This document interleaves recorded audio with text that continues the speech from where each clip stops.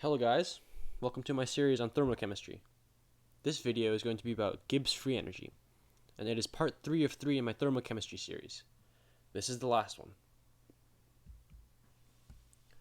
What is Gibbs free energy? It is a measure of reaction spontaneity, a measure of whether or not a reaction will occur. Like enthalpy and entropy, Gibbs free energy has a sign attached to its magnitude. If it is negative or 0, the reaction is spontaneous and will occur under the given conditions.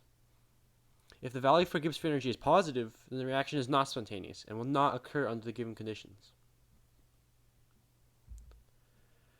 The important equation to know about Gibbs free energy is this.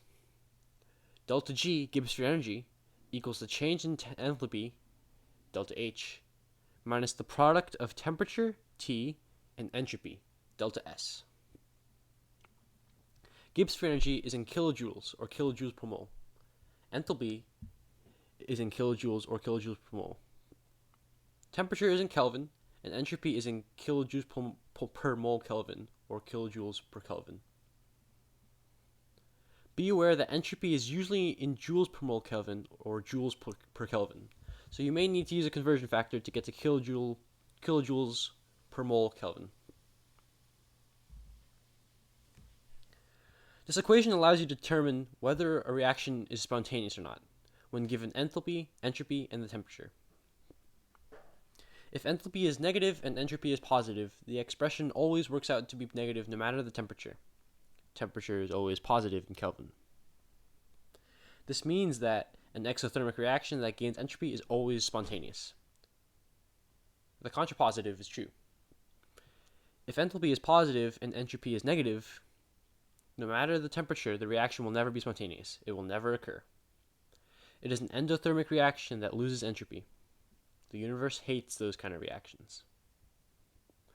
If enthalpy is negative, but entropy is also negative, things get more complicated.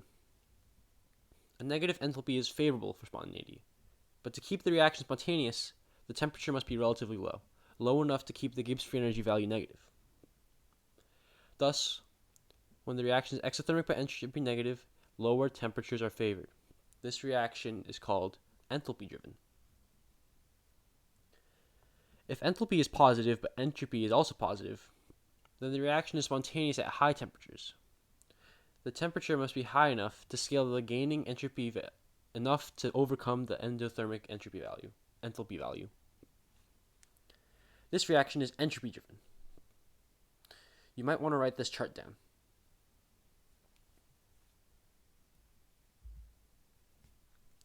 Finally, like enthalpy, Gibbs free energy can be summed in a very similar way. To do this, you'll need a table of standard Gibbs free energies of formation. Then, like enthalpy, you'll subtract the sum of the reactants from the sum of the products. Always products minus reactants. That is all. This concludes the end of the thermochemistry series. I hope you learned about Gibbs free energy. Thank you guys for watching my series, and have a great day.